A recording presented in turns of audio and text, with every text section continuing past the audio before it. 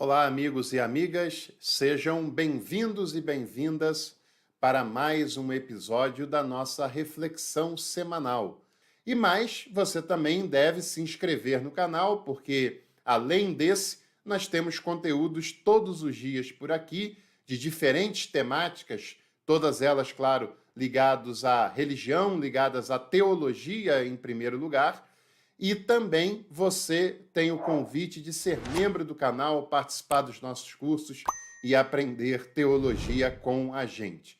Compartilhe também esse conteúdo, compartilhe esse vídeo para que mais pessoas também tenham contato, tenham acesso com essa reflexão. E é claro, eu quero ler com vocês novamente o texto de Mateus, capítulo 6, do versículo 9 até o versículo 13, que é justamente a oração do Pai Nosso, que eu tenho certeza que você já sabe, mas não é demais a gente ler esse texto. Vós deveis orar assim: Pai Nosso que estais nos céus, santificado seja o teu nome, venha a nós o teu reino, seja feita a tua vontade, assim na terra como no céu. Dai-nos hoje o nosso pão de cada dia. Perdoa-nos nossas dívidas, pois também nós temos perdoado aos nossos devedores. E não nos deixe sucumbir à tentação, mas livra-nos do maligno. Então, nas semanas anteriores, nós falávamos sobre a apresentação do Pai que Jesus faz nessa oração. Falávamos também sobre as primeiras petições que são centradas no próprio Deus. E agora nós vamos falar sobre a última parte desta oração, porque você sabe que nós também temos necessidades. Necessidades essas que precisam ser compartilhadas diante de Deus, ainda mais quando nós entendemos Deus como Jesus ensinou, como nosso Pai, como um Pai amado, como um Pai presente, como um Pai que quer o melhor para os seus filhos, para as suas filhas. E é claro que nós também temos as nossas necessidades, as nossas limitações, que em alguns momentos nós não sabemos o que fazer, qual direção tomar, que decisão a gente deve escolher na nossa vida, e muitas coisas que estão relacionadas à nossa existência, muitas vezes vão além do nosso domínio, além da nossa capacidade, vão além daquilo que está sob o nosso controle, e Jesus entende que é natural que nesses momentos a gente possa clamar ao Pai para que Ele nos ajude, para que Ele nos direcione, para que Ele nos dê a sua graça na caminhada diária. Nós temos alguns equívocos relacionados à oração. Tem aquele tipo de oração que são ensinadas a ser feitas, que tem apenas o próprio indivíduo como centro de tudo, como centro de todas as preocupações, como se a oração fosse apenas um mecanismo para se barganhar com Deus aquilo que a pessoa egoístamente quer, e não importa qual seja o limite, qual seja a explicação, mas ela quer porque quer e usa a oração para esse fim. Esse tipo de oração nada tem a ver com o que Jesus nos ensinou. E também tem aquelas orações que são ensinadas para a gente numa falsa modéstia, numa falsa dependência, porque Jesus nos chamou para a espiritualidade, para a relação com o Pai, para a relação de intimidade com o Pai, mas ele também nos chamou para uma espiritualidade que gera autonomia em nós, que gera em nós maturidade, porque Deus nos fez seres racionais, seres capazes de tomar decisões, seres capazes de responder pelos seus atos, pelas suas escolhas, seres capazes de refletir. E é claro que muitas vezes o que nós passamos no dia a dia não tem a ver nem com ações do diabo e nem também tem a ver com intervenções diretas da divindade.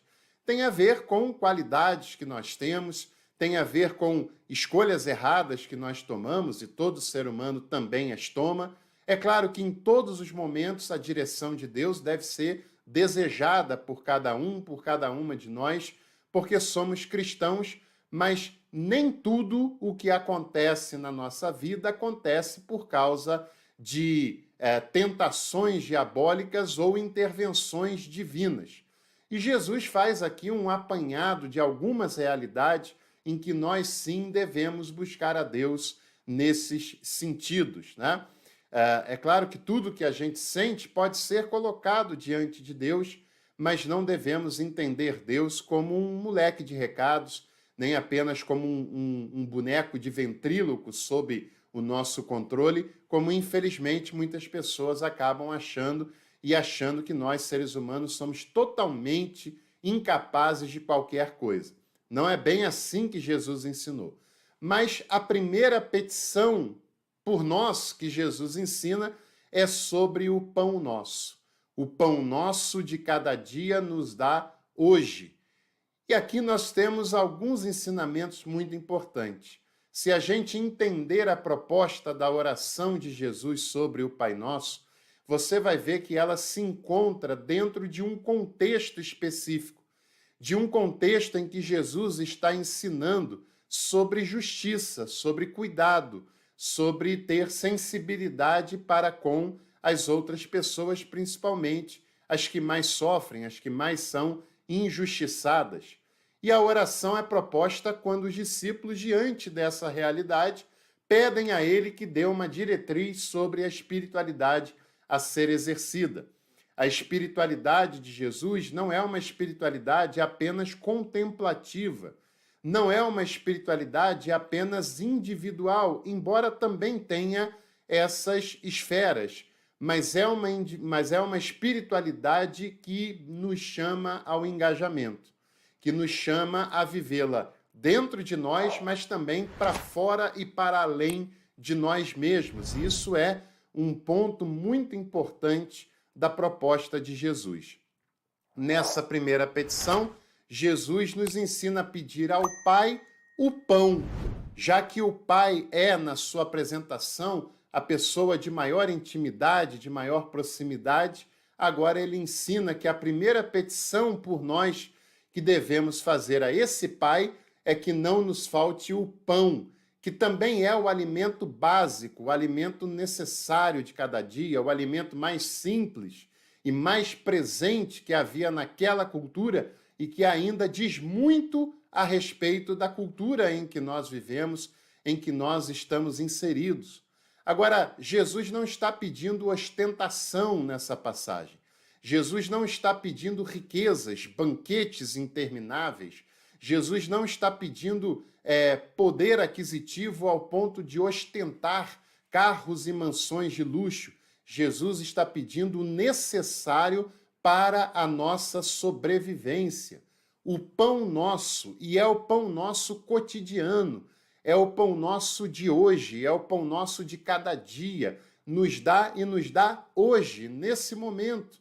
Porque essa oração, esse pedido, além de ser um pedido de dependência, além de ser um pedido de sustento que nós necessitamos ter, e ainda mais Jesus propõe essa oração numa realidade em que a maioria das pessoas tinham muita dificuldade de ter o seu sustento diário, como é bem próximo da realidade de milhares e milhares, de milhões de brasileiros atualmente, de bilhões de pessoas no mundo de hoje. E Jesus está nos ensinando com o dia a dia, e que, por causa da injustiça, muitas pessoas não têm o seu pão diário. E certamente essa oração é para que a gente pense e peça a Deus para que nós não tenhamos falta do pão e para que nós também possamos estar prontos a ajudar outras pessoas para que elas também não tenham falta do básico para a sua sobrevivência, do básico para uma sobrevivência com dignidade e respeito ao ser humano na sua inteireza. E é interessante também porque essa petição tem a ver com ansiedade, tem a ver com simplicidade, porque Jesus não está preocupado em pedir a Deus para acumulação de bens, para acumulação de riquezas e de grandezas, mas ele pede o pão necessário para hoje. Amanhã ele pedirá novamente, depois novamente, e assim por diante. É que nós devemos priorizar o nosso dia. É claro que nós devemos planejar o quanto nós pudermos, é claro que nós devemos ter os pés no chão e não achar que a vida vai acabar no dia de hoje. Claro que devemos ser responsáveis, mas Jesus nos ensina que o passado já se foi, que o presente não está sob o nosso domínio. E a nossa responsabilidade é com o presente, é com o hoje, é em fazer valer o hoje ter algum sentido, ter algum significado. A primeira petição de Jesus é do pão, é do sustento diário. E logo depois ele faz a segunda petição, que tem a ver com o perdão. Perdoai as nossas dívidas, assim como perdoamos a quem nos tem devido, aos nossos devedores. Isso é muito importante porque o perdão que Jesus ensina é algo profundo e revolucionário, bem diferente do perdão estratégico que muitos religiosos acabaram por fazer e você já deve ter conhecido, talvez até feito dessa maneira. Pessoas que, diante de alguma indisposição, pedem um perdão apenas de boca, só para saírem por cima, só para dar uma de humildes, só para dar uma de pessoas que não querem ter razão, mas querem ser pessoas humildes e espirituais. Mas nesse sentido é só estratégia, porque o perdão sincero e o perdão que Jesus nos ensina nessa oração e durante a sua vida, ele passa por 3 estágios muito importantes. Primeiro, para a gente pedir perdão, nós temos que reconhecer que nós erramos. Isso passa por consciência, por reflexão e por reconhecimento do nosso erro, sem querer dar justificativas desse erro. Erramos, infelizmente, não deveríamos, mas erramos. Os seres humanos erram, mas isso não deve ser uma massagem para a minha consciência. Eu errei e devo reconhecer isso. E ao reconhecer isso, tem o segundo ponto que é extremamente importante, que é o arrependimento.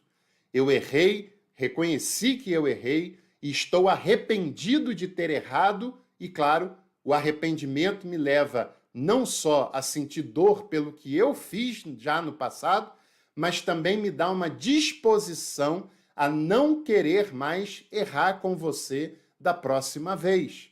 E, em terceiro lugar, a confissão desse pecado, tendo o objetivo de reconhecer, de pedir perdão, confessando ele para que ele se torne apenas parte do passado.